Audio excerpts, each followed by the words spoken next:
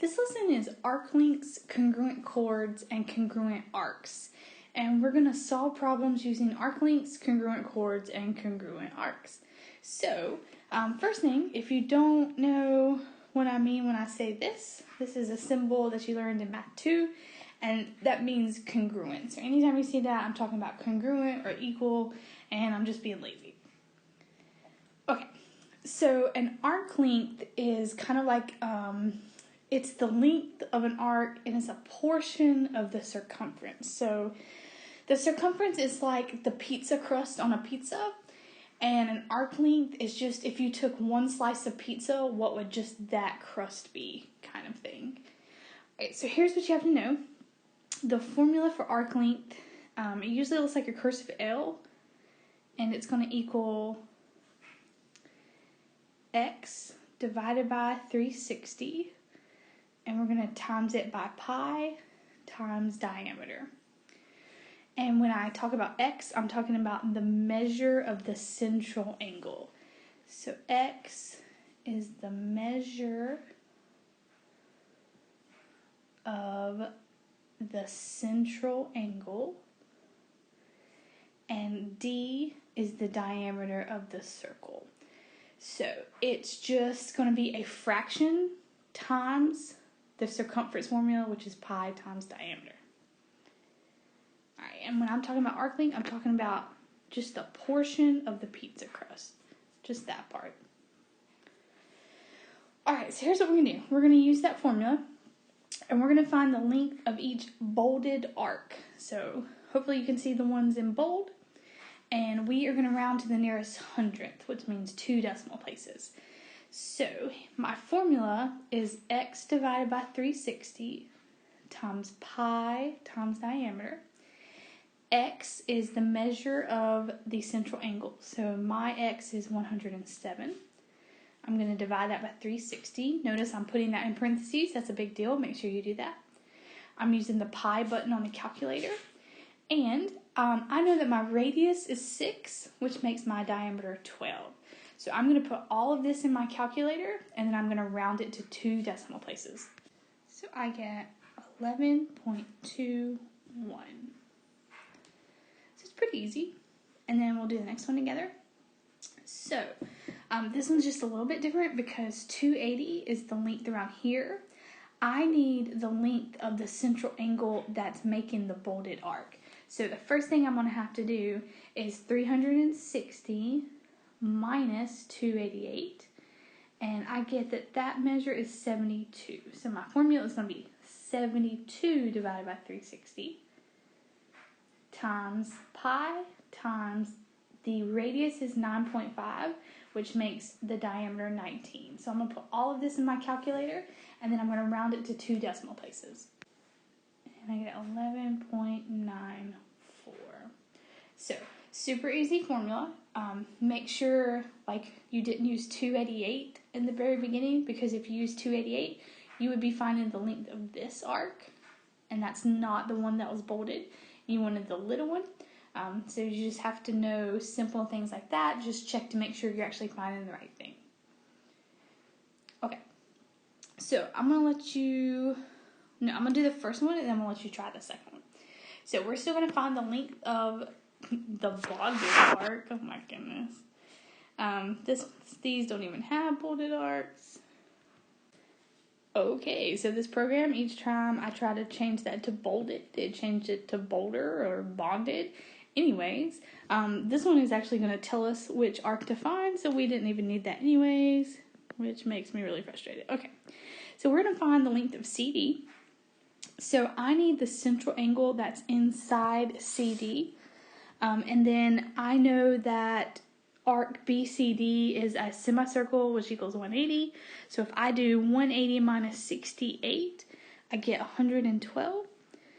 So 112 is the angle I'm working with, divided by 360, and then I'm going to times that by pi, and I'm going to times that by the diameter. So notice it says EB, which is the radius, is 15, so the diameter would be 30. So I'm going to put all of that in my calculator and round it to 2 decimal places. And I get approximately, because I'm rounding, 29.32.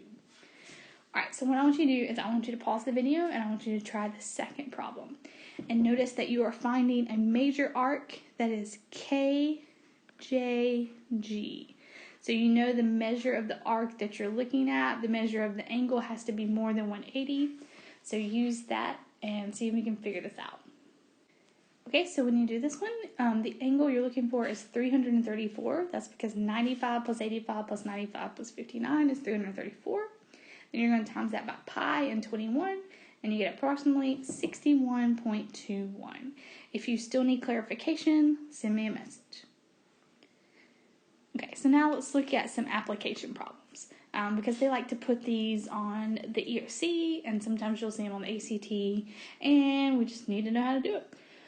Okay, so go ahead and pause the video and read it and see if you can figure out what we're trying to do.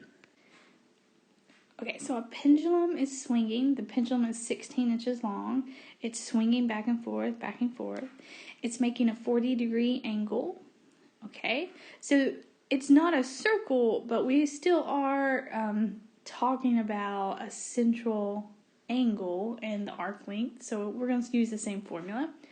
Arc formula is going to be 40 divided by 360. We're going to times that by pi, and we're going to times that by the diameter. Now the radius is 16, so the diameter is 32. So when I put all of this in there, I get approximately 11.17. Okay.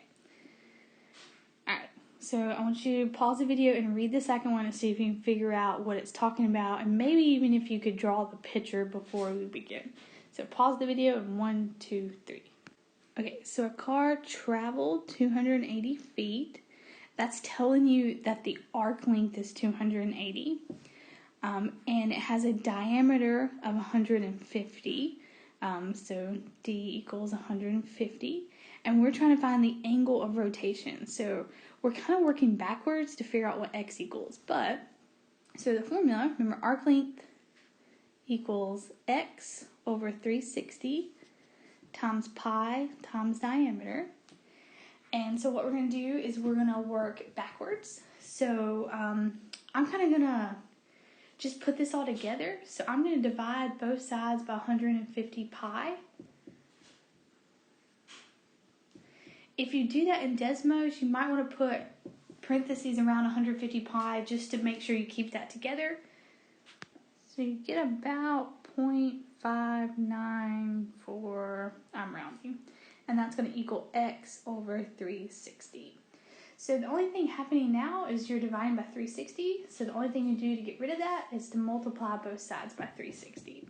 So I'm going to find the answer I just got, multiply it by 360, and it's going to give me an angle of 213.9. So it's the same thing. You were using the arc length formula, you were just working backwards to figure out what the angle was. And then the only thing that I noticed that I didn't do is it says to find it to the nearest degree. So anytime it says that, I would just round up to the nearest whole number, so 214. Sorry about that. Okay. So now let's look at some congruent chords and arcs. Okay, so here's the first thing you need to know. Two chords, and the chords are a segment with its endpoint on the circle, are congruent if and only if their congruent arcs are congruent. So here's what I mean. So AB is equal to CD. So here's AB and CD. If and only if the measure of arc AB is equal to the measure of arc CD. So if this arc and this arc are congruent, then the two chords must also be congruent. The other theorem is they are equidistant, which means equal distance from the center. Okay, here's what that means. I'm going to write that over here because I'm out of room. So AB is equal to CD, those two blue chords, if and only if, let me get a green, EF and EG are equal. So EF is equal to EG. So the distance from the chord to the center has to be equal also. Alright, and then the last thing to know If a diameter or radius is perpendicular to a chord, then it bisects the chord and its arc. Perpendicular means 90 degrees. Bisects means cut in half. So this is what it's saying. It's a little bit kind of hard to read. Let's do... So EH is perpendicular. That's the symbol for perpendicular. You learned in Math 2. They're perpendicular to AB if that little segment AF equals FB and the arc AH is equal to the arc HB. So look at how that diagram is over here. Let me see if I can color code it. Alright, so EH is perpendicular. Let me change this to AB. So that's why you got that little right angle right there. If AF is equal to FB and AH is equal to HB. Okay, so let's look at some problems because that is a lot more confusing than what's really going on. Okay, so if these two chords are congruent, and we know they're congruent by these little lines that mean congruent, then we know that these arcs are also congruent. So all that means is that we can set them equal to each other. That was a really complicated way of just saying that. Alright, so I'm going to get my like terms together. And then I'm going to divide both sides by 7. So I get x equals 13. Alright, let's look at the next one. We're going to find xy this time. The arcs are congruent, which is nice. So I can set those two expressions equal to each other. Alright. And when I do that, I'm going to get my like terms together. So 5x minus 34 equals 1.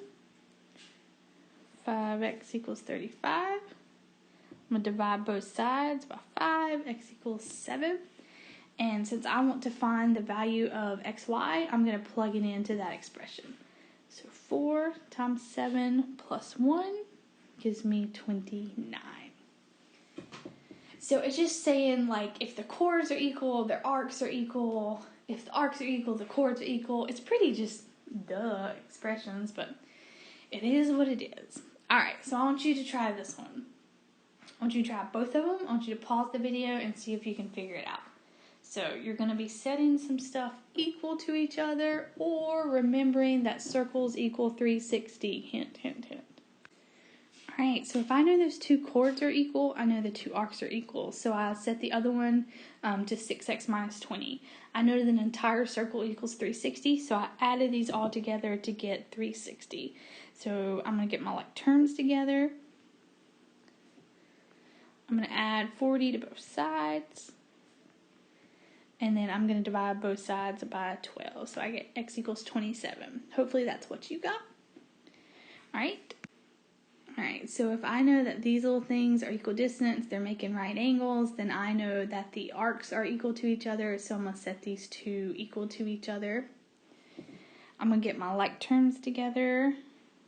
So I get, let's see, 15 equals 21x minus 27. I'm going to add 27 to both sides. I'm going to divide by 21. X equals 2. So I'm trying to find DE, so I'm going to plug it back into this expression. And for this one, I get 37. So hopefully you did too. If not, you can ask me for more clarification, and I'll be happy to help. Alright, so let's try this one. I'll tell you what, how about you pause the video and you try it. It's just setting arcs equal to each other, setting angles equal to each other, setting chords equal to each other, blah, blah, blah. It's just simple algebra. So you try it, pause the video in 1, 2, 3, and then I'll give you the answers. Okay, so here's what I got. TV, which is just a little thing down there. So see how RS is 18 and TV is half of that, so half of 18 is 9. That's how I got that. TU is the whole thing, so it's 18. WS is half again, so it's 9. So those are pretty easy. YU is this one right here. And if I knew that TY was 42, then this one had to also be 42. This whole thing would be 84. So this whole thing is also 84. So it's just knowing that things are half or things are equal. It's pretty easy. Alright, so pause the video and try the second one if you already haven't. So 1, 2, 3. Alright, so I know those two arcs are equal to each other. I set them equal. I get my like terms together. Add 11 to both sides. Divide by 4. Plug it back in. MN is that whole length. That's how I get 38. Alright, so I was going to do this one over here, but you can try it if you remember trigonometry from Math 2. We're going to go over that unit in the next unit coming up, so I'm going to go back over this problem a little bit later. So skip this one. Let's just do the one on the left right now. Notice you'll have a right triangle. Anytime you have a right triangle and you're missing one side, you're going to use the Pythagorean theorem. So I'm going to call it this side B. Pythagorean theorem says a side squared plus another side squared equals the hypotenuse squared. So 25 plus B squared equals 169. I'm going to subtract 25 over. I get 144. I'm going to take the square root. I get B is 12. So remember, B is just this half over here. So this other half has to be 12. 12 plus 12 is 24. Okay, so try your assignment. Rewatch the video as many times as you need. Ask me for help if you need it, and I will talk to you later.